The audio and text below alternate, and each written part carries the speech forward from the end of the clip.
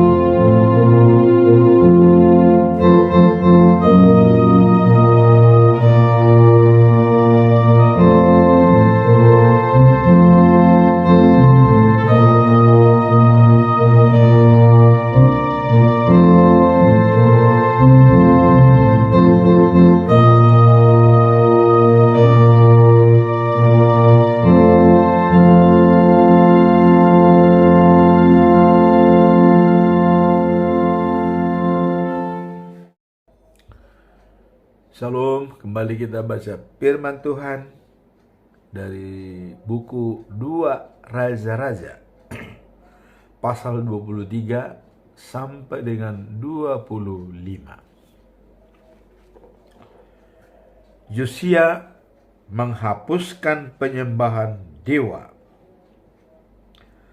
Raja Yosia memanggil semua pemimpin Yehuda dan Yerusalem. Lalu ia pergi dengan mereka ke rumah Tuhan, diikuti oleh para imam, para nabi, dan seluruh rakyat, baik yang miskin maupun yang kaya. Di depan mereka semua, di dekat pilar yang khusus untuk raja, raja berdiri dan membacakan dengan suara keras seluruh isi buku perjanjian yang telah ditemukan di dalam rumah Tuhan. Kemudian raja membuat perjanjian dengan Tuhan untuk taat kepadanya dan menjalankan dengan sepenuh hati dan segenap jiwa semua perintah dan hukum-hukumnya. Raja juga berjanji untuk memenuhi syarat perjanjian Tuhan dengan umatnya yang tercantum dalam buku itu. Seluruh rakyat turut berjanji untuk taat kepada perjanjian itu. Setelah itu raja memerintahkan imam agung Hilkia, para imam pembantu, dan para pengawal yang bertugas di pintu rumah Tuhan, supaya mengeluarkan dari rumah Tuhan itu semua perkakas yang dipakai untuk menyembah Baal, Dewi Asyera, dan binatang-binatang. Semua barang itu dibakar oleh Raja Yosia di luar kota dekat lembah Kidron. Lalu abunya dibawa ke Betel. Ia memecat para imam yang telah diangkat oleh raja-raja Yehuda untuk bertugas pada tempat penyembahan dewa di kota-kota Yehuda dan di sekitar Yerusalem. Juga para imam yang mempersembahkan kurban kepada Baal, matahari, bulan, planet, dan bintang-bintang, patung Dewi Asyera, dikeluarkannya dari rumah Tuhan dan dibawa keluar kota ke lembah Kidron. Di sana patung itu dibakar, lalu arangnya ditumbuk halus-halus, dan abunya dihamburkan ke atas pekuburan umum. Kamar-kamar dalam rumah Tuhan yang dipakai oleh pelacur-pelacur kuil untuk melakukan pelacuran sebagai penyembahan kepada dewa dihancurkan. Di kamar-kamar itu wanita-wanita menenun kain untuk dipakai dalam penyembahan kepada Dewi Asyera. Semua imam yang tinggal di kota-kota Yehuda disuruh oleh Yosia datang ke Yerusalem. Lalu di mana-mana di seluruh negeri Yehuda ia menajiskan mesbah-mesbah dewa di mana imam-imam itu telah mempersembahkan kurban. Imam-imam itu tidak diizinkan menyelenggarakan ibadat di rumah Tuhan, tetapi mereka boleh makan roti tidak beragi yang disediakan untuk rekan-rekan mereka. Mesbah-mesbah yang dikhususkan untuk penyembahan kepada dewa-dewa gerbang Yosua, wali kota negeri itu, diruntuhkan. Gerbang itu terletak di sebelah kiri gerbang utama pada jalan masuk ke kota.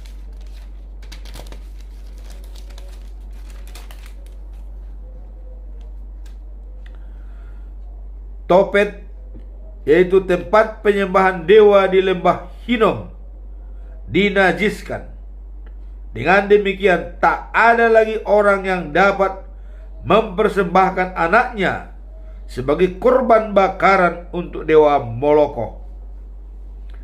Semua kuda yang dikhususkan oleh raja-raja Yehuda untuk penyembahan kepada matahari dibuang, dan kereta-kereta yang dipakai dalam penyembahan itu dibakar. Kereta-kereta itu berada di halaman rumah Tuhan dekat pintu gerbang, tidak jauh dari ruangan-ruangan tempat tinggal Nathan Melekeh, seorang pegawai tinggi. Mesbah-mesbah yang dibangun oleh raja-raja Yehuda pada atap di atas kamar-kamar Raja Ahaz dihancurkan. Juga mesbah-mesbah yang didirikan oleh Raja Manase di kedua halaman rumah Tuhan dihancur-luluhkan oleh Josia, lalu dibuang ke lembah Kidron. Juga mesbah-mesbah di bagian timur Yerusalem, sebelah selatan bukit kejahatan, dinajiskan. Mesbah-mesbah itu didirikan oleh Raja Salomo untuk menyembah dewa-dewa yang menjijikkan, yaitu Asitoret, dewi bangsa Sidom, Kamos, dewa bangsa Moab, dan Milkom, dewa bangsa Amon. Tugu-tugu dewa dan patung dewi Asera diruntuhkan. Lalu tanah di mana tugu-tugu dan patung-patung itu didirikan ditimbuni oleh Josia dengan tulang belulang manusia. Ia juga merusakkan tempat penyembahan di Betel yang didirikan oleh Raja Jerobeam, anak Nebat, raja yang telah menyebabkan orang Israel berbuat dosa. Lalu Josia memecahkan mesbah di tempat penyembahan itu dan membakarnya bersama patung dewi Asera yang di situ. Kemudian Josia menoleh dan melihat beberapa kuburan di atas gunung. Maka ia menyuruh orang membongkar kuburan itu dan mengeluarkan tulang belulang, lalu membakarnya di mesbah yang sedang terbakar itu. Demikianlah caranya ia menajiskan mesbah itu. Maka terjadilah apa yang telah diramalkan dahulu oleh Nabi Tuhan ketika Raja Jerobeam sedang berdiri dekat mesbah itu pada suatu perayaan. Setelah itu Raja Josia melihat sebuah kuburan lain lagi. Maka ia bertanya, "Kuburan siapa ini?" Orang-orang Betel menjawab, "Itu kuburan seorang nabi Tuhan yang pernah datang ke sini dari Yehuda dan meramalkan hal-hal yang baru saja Baginda lakukan terhadap mesbah ini. Jangan diapa-apakan makam itu," perintah raja. "Biarkan tulang-tulangnya di situ, jangan dipindahkan." Maka tulang-tulang nabi dari Yehuda itu tidak diapa-apakan. Demikian juga tulang-tulang nabi dari Samaria yang dimakamkan di situ. Di setiap kota Israel, Raja Josia meruntuhkan semua penyembahan dewa yang dibangun oleh raja-raja Israel dan yang telah menyebabkan Tuhan menjadi marah. Apa yang telah dilakukan Raja Josia di Betel, itu dilakukannya juga terhadap mesbah-mesbah di seluruh Israel. Semua imam yang bertugas di tempat-tempat penyembahan dewa dibunuhnya di atas mesbah-mesbah di mana mereka bertugas, dan di setiap mesbah itu Josia membakar tulang belulang manusia. Sesudah itu ia pulang ke Yerusalem. Josia merayakan Paskah. Kemudian Raja Josia memerintahkan rakyat untuk merayakan Paskah seperti yang tertulis dalam buku perjanjian dengan Tuhan. Dengan demikian mereka menghormati Tuhan Allah mereka. Sejak masa bangsa Israel diperintah oleh pahlawan-pahlawan, belum pernah ada Raja Israel atau Raja Yehuda yang merayakan Paskah seperti itu. Hanya pada tahun ke-18 pemerintahan Josia, barulah Paskah dirayakan lagi di Yerusalem untuk menghormati Tuhan. Pembaharuan lain oleh Josia untuk melaksanakan hukum-hukum yang tertulis dalam buku yang ditemukan oleh Imam Agung Hilkia di rumah Tuhan. Semua memanggil arwah dan peramal diusir oleh Raja Josia dari Yerusalem dan dari seluruh Yehuda.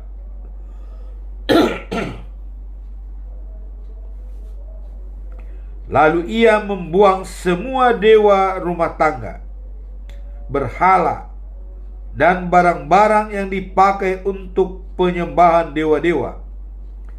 Belum pernah ada raja seperti Raja Josia yang mengabdi kepada Tuhan dengan sepenuh hatinya dan menunjukkan itu dalam era hidup dan perbuatannya sesuai dengan seluruh hukum yang terdapat dalam buku Musa.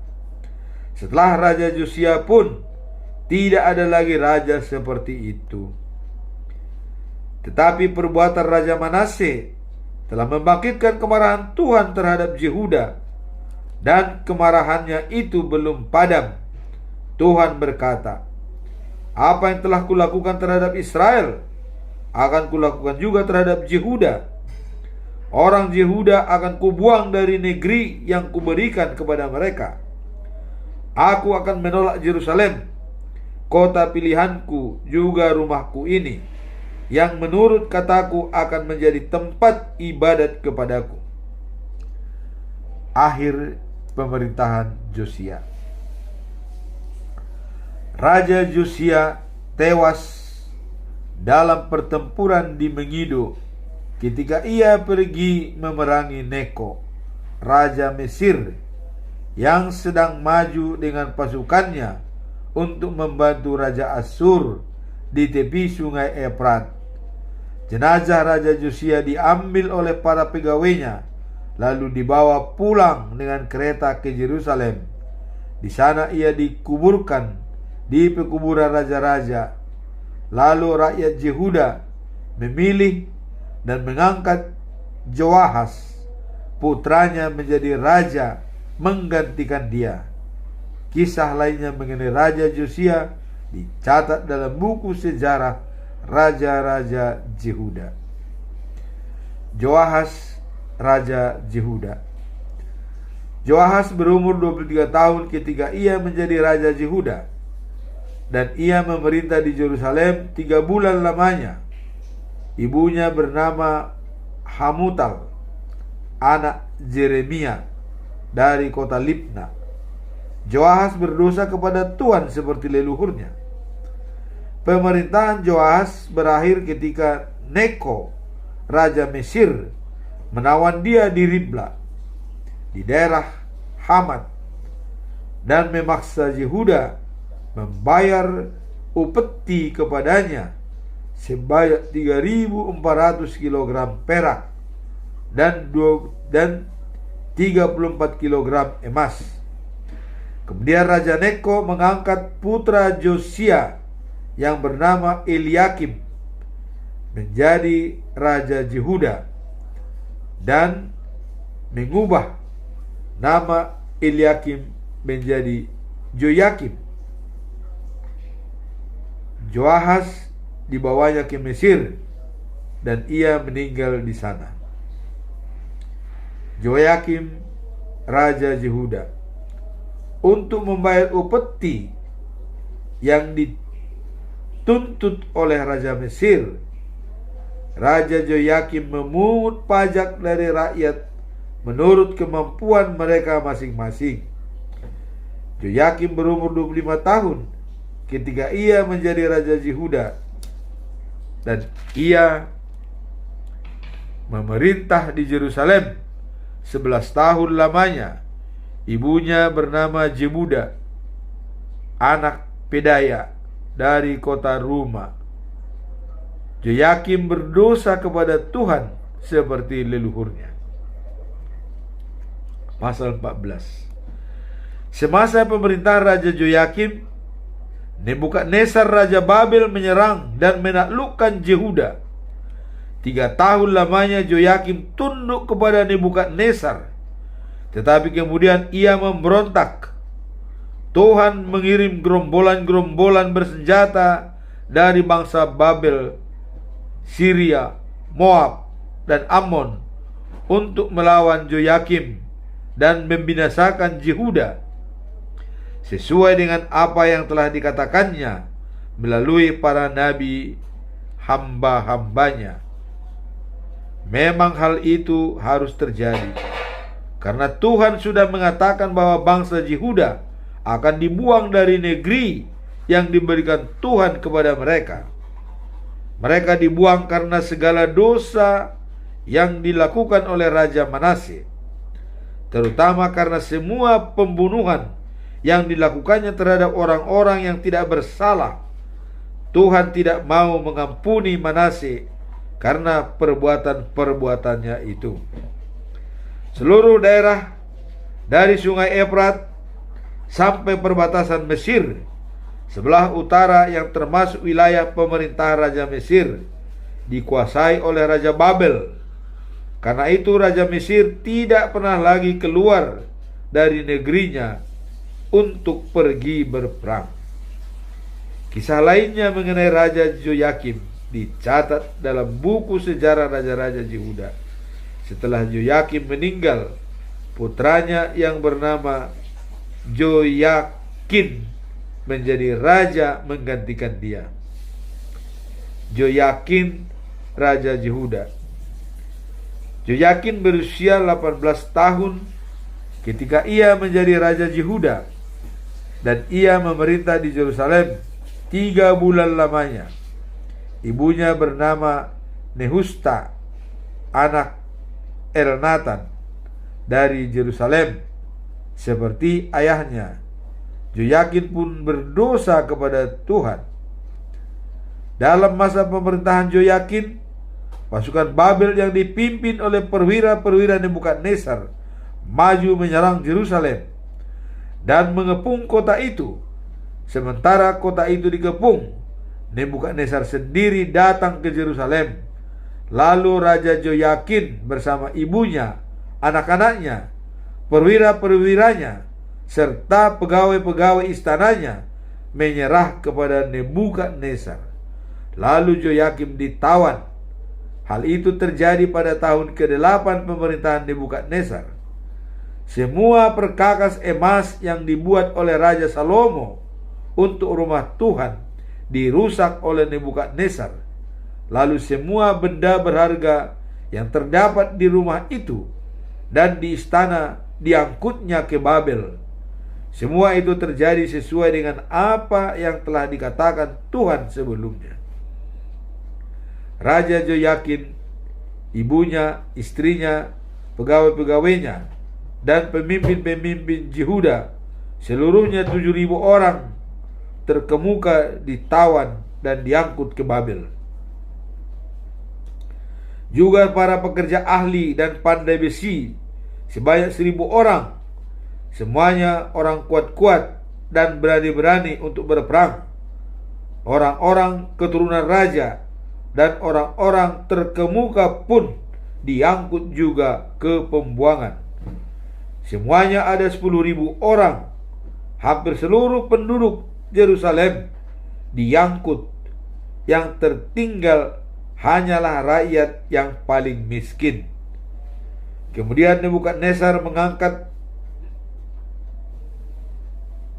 matanya paman Joyakim menjadi Raja Yehuda dan mengubah namanya menjadi Zedekia.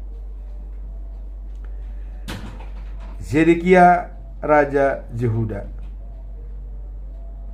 Zedekia berumur 21 tahun ketika ia menjadi Raja Yehuda.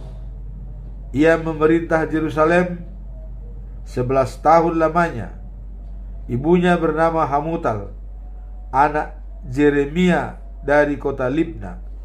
Seperti Raja Joyakin, Raja Zedekia juga berdosa kepada Tuhan. Tuhan marah sekali kepada penduduk Yerusalem.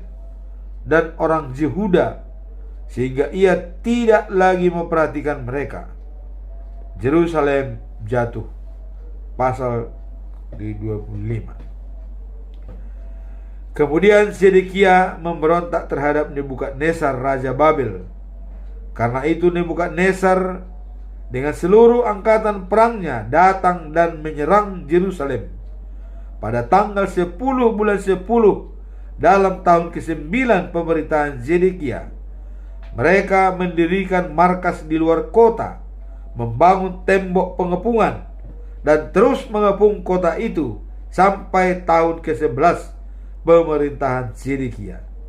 Pada tanggal 9 bulan 4 tahun itu juga, ketika bencana kelaparan sudah begitu hebat sehingga rakyat sudah tidak lagi mempunyai makanan sama sekali, tembok kota didobrak musuh. Malam itu, meskipun orang Babel sedang mengepung kota itu, semua tentara Yehuda melarikan diri menuju lembah Yordan. Mereka mengambil jalan lewat taman istana, lalu keluar melalui pintu gerbang yang menghubungkan kedua tembok di tempat itu. Tetapi tentara Babel mengejar Raja Zedekia dan menangkapnya di dataran Jeriko. Semua anak buahnya lari meninggalkan dia. Kemudian Raja Zedekia dibawa kepada Raja Nebukadnezar di kota Ribla, lalu dijatuhi hukuman. Anak-anaknya dibunuh di depan matanya. Setelah itu Zedekia dicungkil matanya, lalu dibelenggu dan dibawa ke Babel. Rumah Tuhan dirusak. Pada tanggal 7 bulan 5 8 tahun ke-19 pemerintahan Nebukadnezar Raja Babel, datanglah ke Yerusalem seorang yang bernama Nebukadnezar. Ia adalah penasehat dan panglima tentara Nebukadnezar. Nebuzaradan membakar rumah Tuhan, istana raja, dan rumah semua orang terkemuka di Yerusalem. Lalu semua anak buahnya meruntuhkan tembok-tembok kota itu. Kemudian rakyat yang masih ada di kota itu, yaitu para pekerja ahli yang tersisa, orang-orang miskin, dan orang-orang yang telah lari ke pihak orang Babel, semuanya diangkut ke Babel oleh Nebuzaradan. Tetapi sebagian dari rakyat yang paling miskin dan tak punya harta ditinggalkannya di Yehuda dan disuruhnya mengerjakan kebun anggur dan ladang-ladang. Tiang-tiang perunggu dan kereta-kereta di rumah Tuhan bersama-sama dengan bejana perunggunya dipecahkan oleh orang Babel. Lalu semua perunggunya diangkut ke negeri mereka. Mereka juga mengangkut barang-barang ini: sekop-sekop, tempat abu mesbah, perkakas-perkakas pelita, mangkuk-mangkuk untuk menampung darah binatang yang disembelih untuk kurban, mangkuk-mangkuk untuk membakar dupa, dan semua barang perunggu lainnya yang dipakai untuk upacara ibadat, barang-barang emas dan perak, termasuk mangkuk-mangkuk kecil dan piring-piring untuk bara, diambil oleh Nebuzaradan sendiri. Barang-barang perunggu yang dibuat oleh Raja Salomo untuk rumah Tuhan, yaitu kedua tiang, kereta-kereta dan bejana besar, semuanya begitu berat sehingga tidak tertimbang. Kedua tiang perunggu itu sama masing-masing tingginya 8 meter, dengan sebuah kepala tiang dari perunggu setinggi 1,3 meter. Di sekeliling setiap kepala tiang itu ada anyaman dengan hiasan buah delima dari perunggu. Orang Yehuda diangkut ke Babel.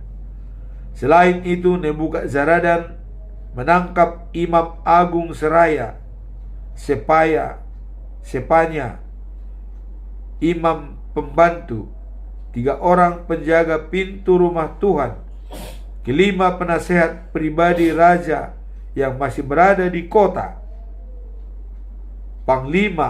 wakil panglima yang mengurus administrasi tentara, dan 60 orang pembesar lainnya. Semuanya orang itu dibawa kepala Raja Nebukadnezar di kota Riblah di wilayah Hamat. Di sana mereka disiksa lalu dibunuh.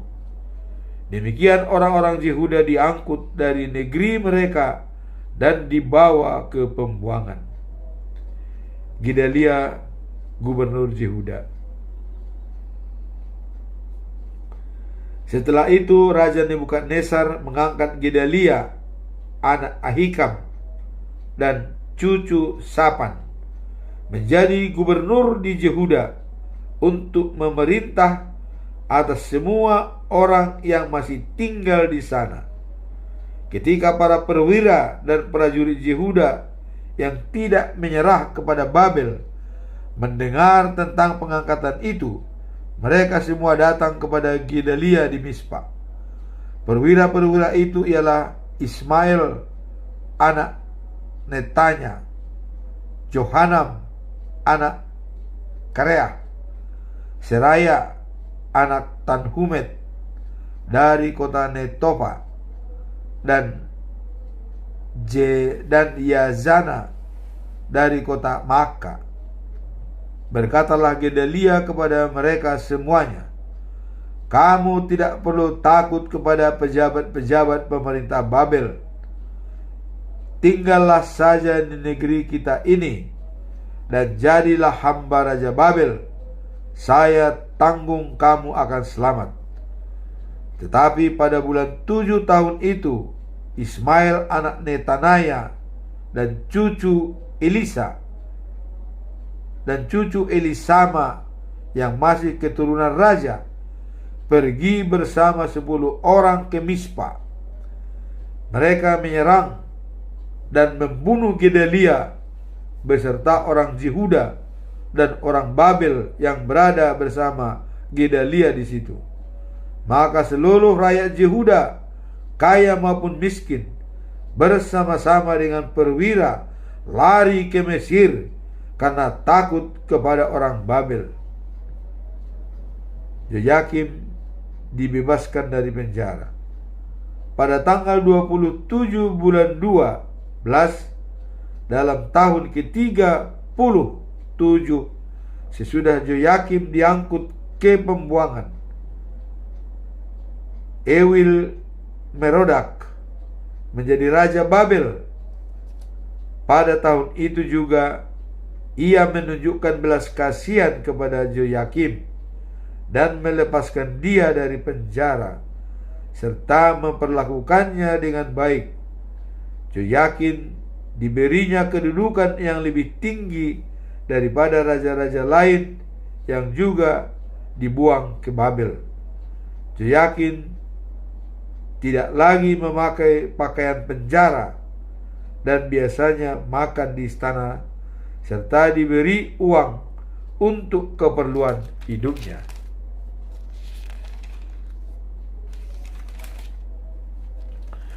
Demikianlah bacaan firman Tuhan, dan sebagai terakhir daripada buku 2 Raja-Raja. Dan sekian, semoga apa yang kita baca bisa bermanfaat buat kita semua. Amin. Tuhan memberkati. Comment and share. Bye. Thank you for watching.